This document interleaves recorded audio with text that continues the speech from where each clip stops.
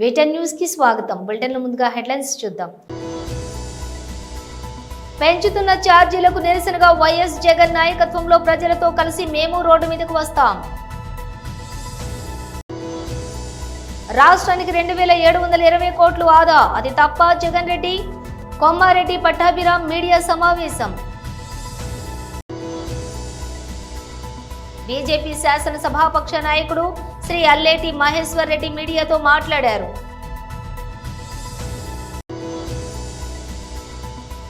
తెలంగాణ భవన్లో మీడియాతో మాట్లాడుతున్న BRS working president KTR.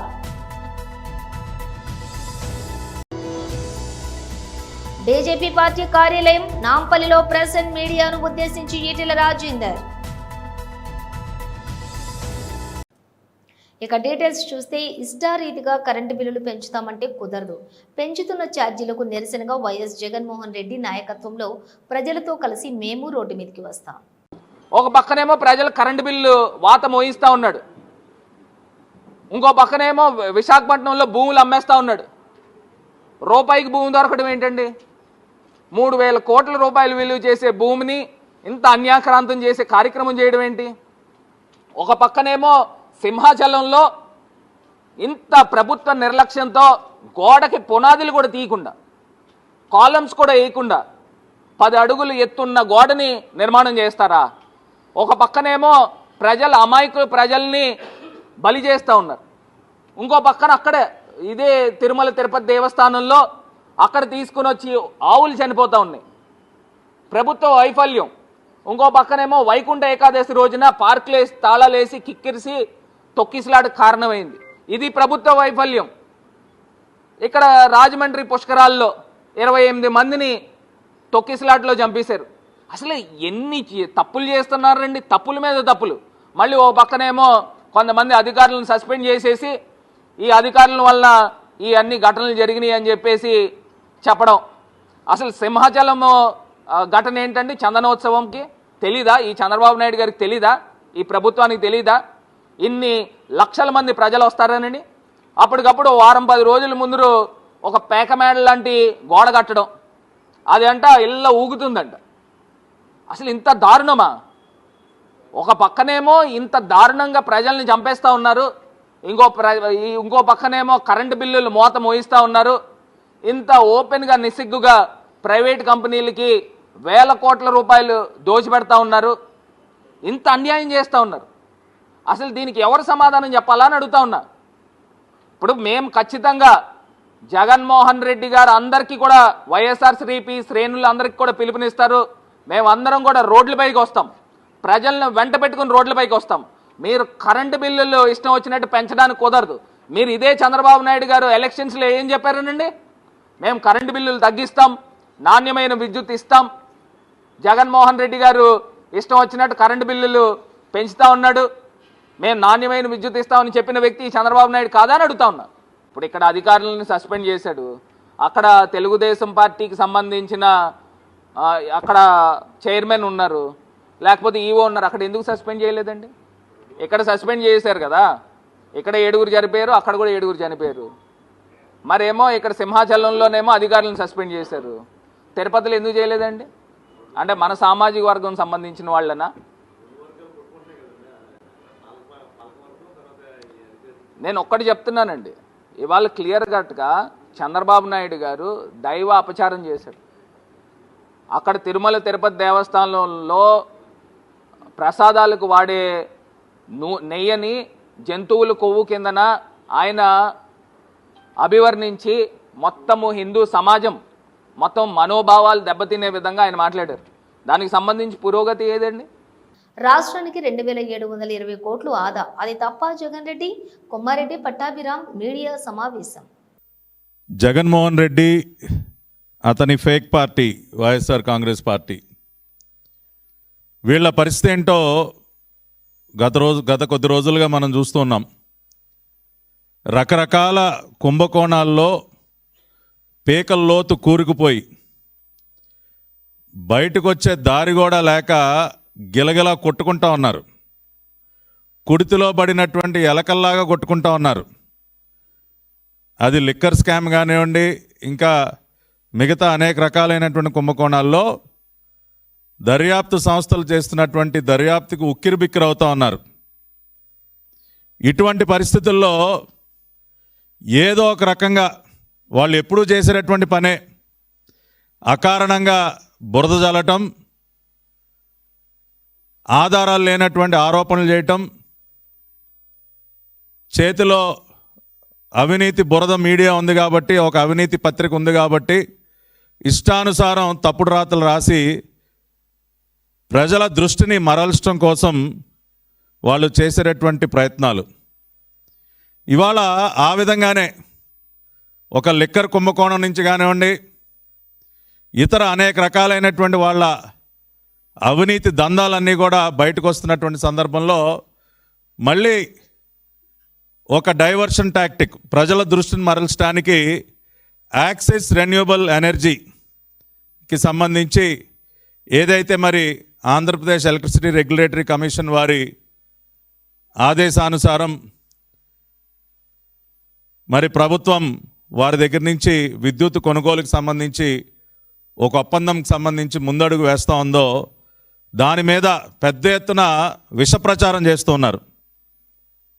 NDA ప్రభుత్వం, కూటమి ప్రభుత్వం రాష్ట్రానికి తీరని నష్టం చేకూరుస్తూ ఉంది, అకారణంగా మోయలేనటువంటి భారాన్ని మోపుతూ ఉంది. ₹4.60 యూనిట్కి కొనుగోలుకి 25 సంవత్సరాల పాటు పీపీఏ చేసుకోవటం ద్వారా చాలా పెద్ద కుంభకోణానికి తెరలేపింది చంద్రబాబు నాయుడు గారి సారథ్యంలోని కూటమి ప్రభుత్వాన్ని అనేక రకాలైనటువంటి విషపురాతలు, పిచ్చిరాతలని రాస్తూ ఉన్నారు. దానికి సంబంధించి ఇవాళ వాళ్ళు చెప్పేటటువంటి అబద్ధాలు ఏ విధంగా ఉంటాయి, అసలు వాస్తవాలు ఏంటి అనేది వాళ్ళ డాక్యుమెంట్ల ఆధారంగా, డాక్యుమెంటెడ్ ఎవిడెన్స్తో, ఎందుకంటే మాకు చంద్రబాబు నాయుడు గారు ఎప్పుడు కూడా ఈ విధంగా కాగితాలు చూపించి మాట్లాడండి, నిజాలు మాట్లాడండి అని చెప్తారు. వాళ్ళలాగా కట్ అండ్ పేస్ట్ జాబులు, బ్లర్ చేసి కాగితాలు మేము చూపించాం. అందుకనే ఇవాళ అసలు యాక్సిస్ రెన్యూబుల్ ఎనర్జీకి సంబంధించి గత ప్రభుత్వం ఏం చేసింది, గత ప్రభుత్వం చేసినటువంటి నిర్వాహకం. బీజేపీ శాసనసభాపక్ష నాయకుడు శ్రీ అల్లేటి మహేశ్వర్ రెడ్డి మీడియాతో మాట్లాడారు.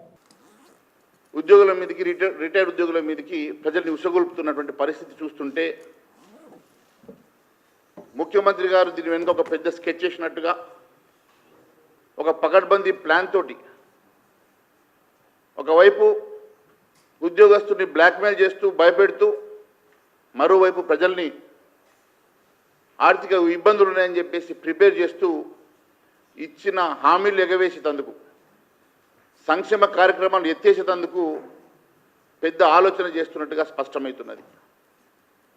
రేవంత్ రెడ్డి గారు ఏది చేసినా హోంవర్క్ చేస్తాడు. దీని వెనుక పెద్ద హోంవర్క్ ఉన్నది. రేవంత్ రెడ్డి గారు ఆలోచన విధానం చూస్తూ ఉంటే ఖచ్చితంగా ఇచ్చిన హామీలను ఎగవేసేటందుకు, 6 గ్యారంటీలను ఎగేసేటందుకు, అంతేకాకుండా సంక్షేమ కార్యక్రమాలని ఎత్తివేసేటందుకు ఆయన చేస్తున్న ఒక పథకంలాగా కనపడుతున్నది. అందుకే కాబోలు ఒకవైపు ఈయన మాట్లాడుతూ మరోవైపు తుమ్మల నాగేశ్వరరావు కూడా అదే పాట పాడుతున్నాడు. అందరూ కలిసి ఒక నాటకం ఆడుతూ తెలంగాణ రాష్ట్రాన్ని అప్పుల రాష్ట్రంగా,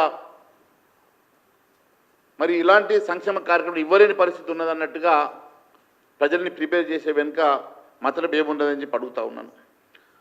రాష్ట్రం ఆర్థికంగా దివాలు తీసింది, అప్పులు పెరిగిపోతున్నాయి, ఆదాయం పెరగడం లేదు, నన్ను కోసిన పైసలు లేవని చెప్పేసి చెప్తున్న రేవంత్ రెడ్డి గారు మరి పీసీసీ అధ్యక్షుడిగా ఉన్నప్పుడు కూడా మీకు తెలుసు కదా ఈ రాష్ట్ర పరిస్థితి. పీసీ అధ్యక్షుడిగా ఉన్నప్పుడు కూడా అనేక మార్లు ఈ రాష్ట్రంలో 5,29,000 కోట్ల రూపాయలు అప్పు ఉన్నదని చెప్పి పదే పదే చెప్పిన మీరు మాట మార్చి నేను 3 లక్షల అప్పుని అనుకున్నా అని చెప్పి నేను పోలీస్ అకాడమీలో మాట్లాడుతూ చెప్తావు. నేను 3 లక్షల అప్పు అనుకున్నా, 3 లక్షల ఆదాయం అనుకున్నా, కానీ చూస్తే ఇన్ని లక్షల కోట్ల అప్పు ఉన్నదని చెప్తా ఉన్నారు. మరి 3 లక్షల కోట్ల అప్పు ఉంటే ఆ రోజు మరి 5,29,000 కోట్ల అప్పు ఉన్నదని ఎందుకు చెప్పినావు? అంటే నీకు అప్పుల సంగతి పూర్తిగా అవగాహన ఉండి ఈరోజు అధికారం కోసం అనేకమైనటువంటి హామీలు ఇచ్చి ఈరోజు ఏదో ఒక రకంగా ఈ రాష్ట్ర ఆర్థిక పరిస్థితి బాగాలేదు, గత ప్రభుత్వం పూర్తిగా దివాలా తీసింది, అందుకనే నేను ఈ సంక్షేమ కార్యక్రమం ఇవ్వలేనన్నట్టుగా తప్పించుకునే ప్రయత్నం చేసి ప్రజల్ని ప్రిపేర్ చేస్తున్న పరిస్థితి చూస్తే దీని వెనుక పెద్ద ఆలోచన ఉన్నట్టుగానే కనపడతా ఉన్నది. నువ్వే అంటావు చెడు చెవులో చెప్పాలా, మంచి మాట జనాల్లో చెప్పాలని. మరి ఈరోజు అదే చెడు నీవు చెప్పాలనుకునేది వారిని అక్కడ ఉన్నటువంటి జేసీ నాయకులు పిలిచి మాట్లాడవచ్చు కదా. నీవు ప్రజలకు ఉద్యోగస్తులకు మధ్యలో కాన్ఫ్లిక్ట్ ఏర్పాటు చేసే ప్రయత్నం చేస్తున్నావు. ప్రజల్ని ఉద్యోగస్తుల మీద గుసగొల్పే ప్రయత్నం చేస్తూ ఉన్నావు. ఇది గతం. తెలంగాణ భవన్ లో మీడియాతో మాట్లాడుతున్న బీఆర్ఎస్ వర్కింగ్ ప్రెసిడెంట్ కేటీఆర్ ఆదేశం మేరకు, ఎందుకంటే మేము వ్యక్తిగతంగా ఎన్ని దూషణలైనా పడతాము, ఎన్ని తిట్లైనా తింటాము, ఎన్ని అవమానాలైనా సహిస్తాం. కానీ గత సంవత్సరన్నర కాలంగా మమ్మల్ని నోటికొచ్చిన బూతులు మాట్లాడినా, నోటికొచ్చిన పద్ధతిలో దూషించిన, చివరికి మా నాయకుడి చావును కోరుకుంటూ నికృష్టపు రోత మాటలు మాట్లాడినా మేము భరించుకున్నాం, సహించుకున్నాం, కోపాన్ని తమాయించుకున్నాం, పంటి బిగువున బరాయించుకుంటూ వస్తున్నాం. వ్యక్తులుగా మమ్మల్ని అందరినీ, ఇక్కడ కూర్చున్న వాళ్ళందరినీ ఎన్ని తిట్టినా పడతాం. శాసనసభలో కానీ బయట కానీ ఎంత రోత మాటలు మాట్లాడినా పడ్డాము, పడతాం. కానీ వేల మంది త్యాగాలతో, దశాబ్దాల పోరాటాల ఫలితంగా, అందులో ముఖ్యంగా ఏ రాజకీయ పార్టీ అందులో లేని నాడు,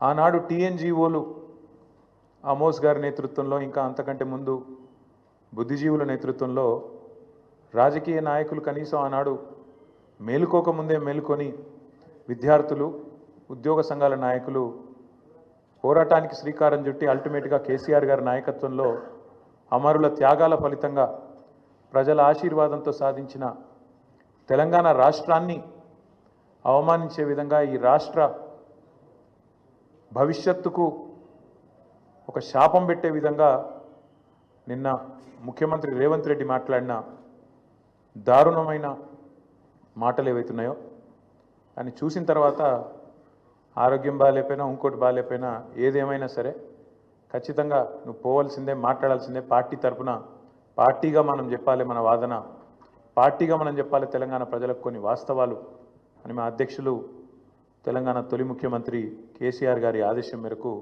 ఇవాళ మనందరం ఇక్కడ కూర్చునున్నాం. నిజంగా నిన్న రేవంత్ రెడ్డి గారు మాట్లాడిన మాటలు చూస్తే స్వతంత్ర భారతదేశ చరిత్రలోనే అత్యంత అసమర్థుడు, ఒక చేతగానివాడు, ఒక పనికిరాని దక్షత లేని పాలకుడు ఇంకొకరు లేరు ఈ దేశంలో అనేది మాత్రం తేలిపోయింది. అట్లాగే ఇంకోటి కూడా తేలిపోయింది.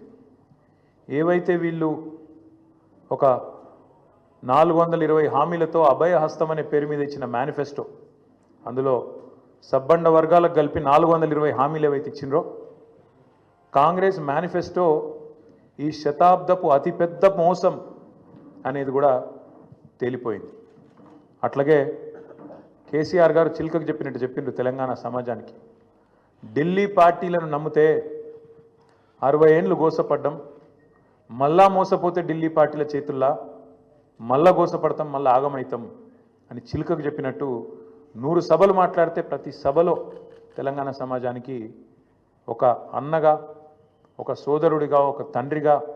బీజేపీ పార్టీ కార్యాలయం నాంపల్లిలో ప్రెసెంట్ మీడియాను ఉద్దేశించి ఈటెల రాజేందర్ ఈ మధ్యకాలంలో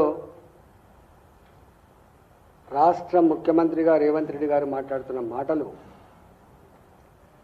యావత్ తెలంగాణ సమాజాన్ని తలదించుకునేదిగా చేస్తూ ఉంది. వాళ్ళ ఆత్మస్థైర్యం దెబ్బతినేదిగా చేస్తూ ఉంది. దేశ చిత్రపటం మీద గొప్పగా వెలుగొందిన తెలంగాణ, అభివృద్ధి చెందుతున్న తెలంగాణ ప్రపంచంలోనే అమెరికా లాంటి దేశంలో గొప్పగా పాత్ర నిర్వహిస్తున్న తెలంగాణ బిడ్డల యొక్క ఆత్మస్థైర్యం దెబ్బతీసేదిగా ఉంది. తాను దిగజారిపోయి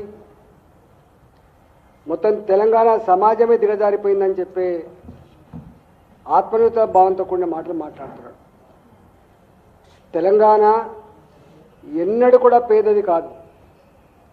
తెలంగాణ పేదరికంలో ముంచబడ్డదని చెప్పి 100 సార్లు మేము మాట్లాడినాం. నిజాం కాలం నాడే తెలంగాణలో రైల్వేల వ్యవస్థ కానీ, తెలంగాణలో ట్రాన్స్పోర్ట్ వ్యవస్థ కానీ, తెలంగాణలో గొప్ప చెరువులతో రామప్ప, లక్నవరం లాంటి కాకతీయులు కట్టినటువంటి చెరువులు కావచ్చు. ఇవాళ ఒక్క మాటలో చెప్పాలంటే దేశంలోనే అత్యధిక చెరువులు కలిగి వరి పండించే ప్రాంతంగా, సన్నన్నం తినే ప్రాంతంగా వెలుగొందిన రాష్ట్రం ఇది.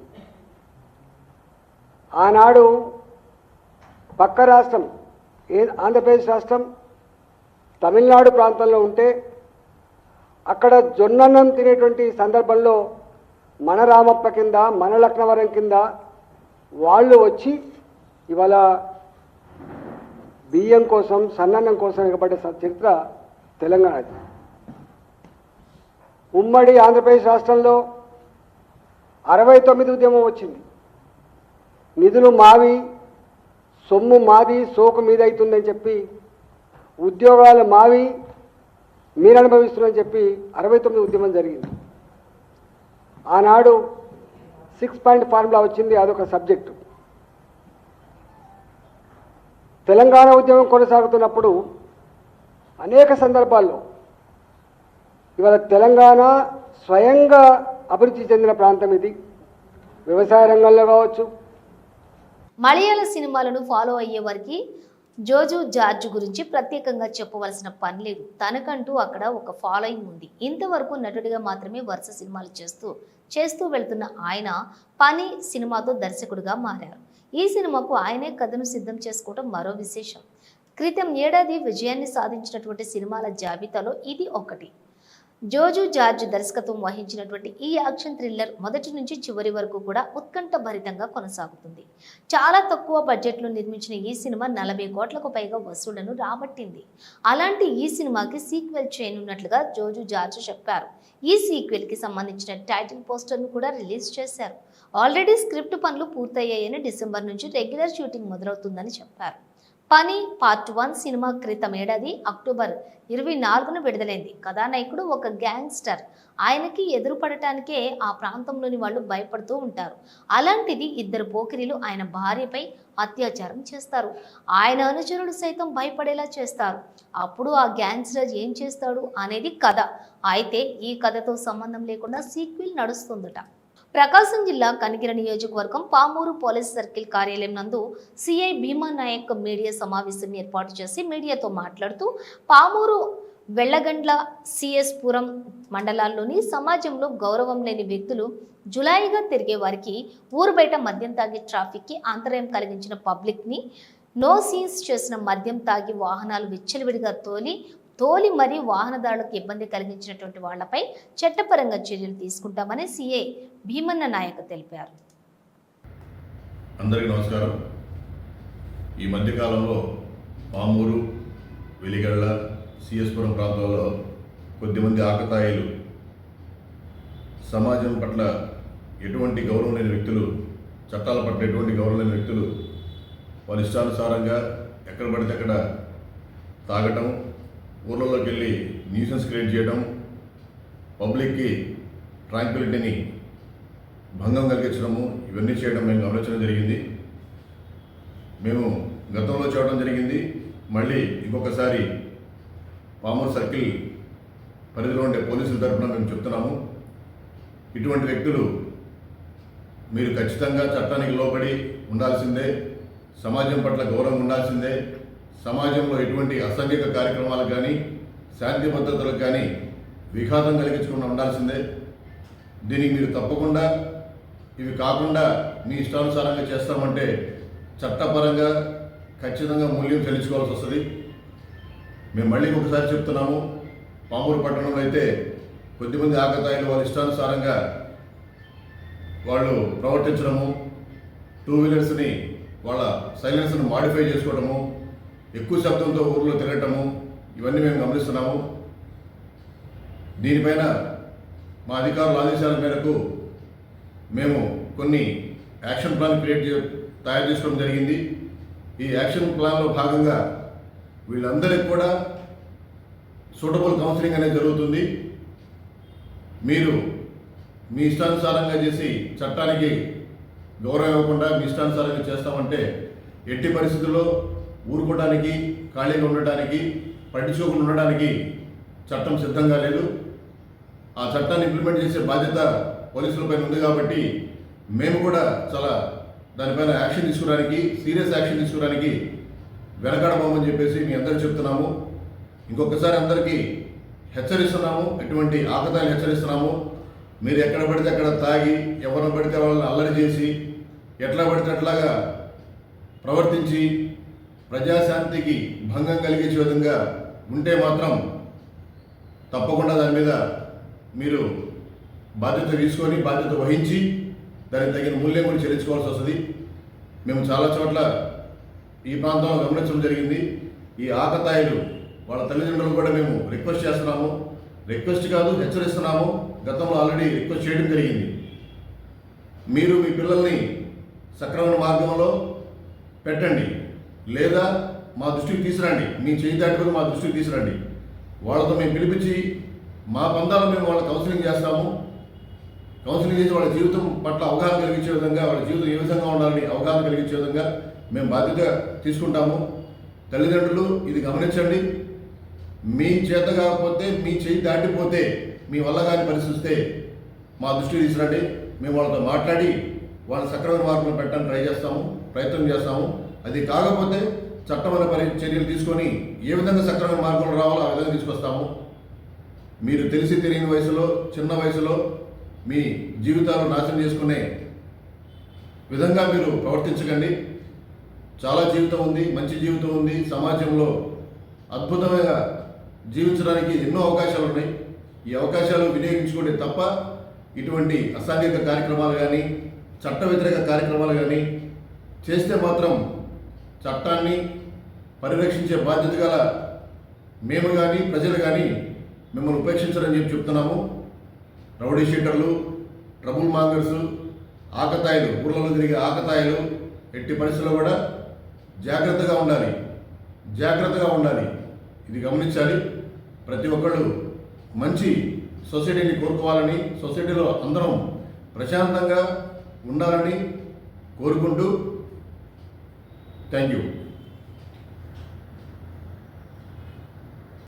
బులెటిన్ ముగించే ముందు హెడ్లైన్స్ మరోసారి.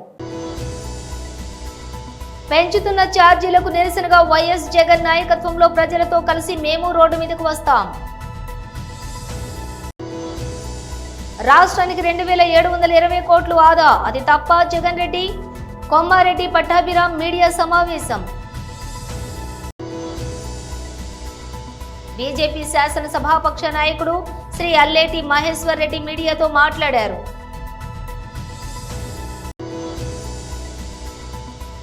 తెలంగాణ భవన్లో మీడియాతో మాట్లాడుతున్న బీఆర్ఎస్ వర్కింగ్ ప్రెసిడెంట్ కేటీఆర్.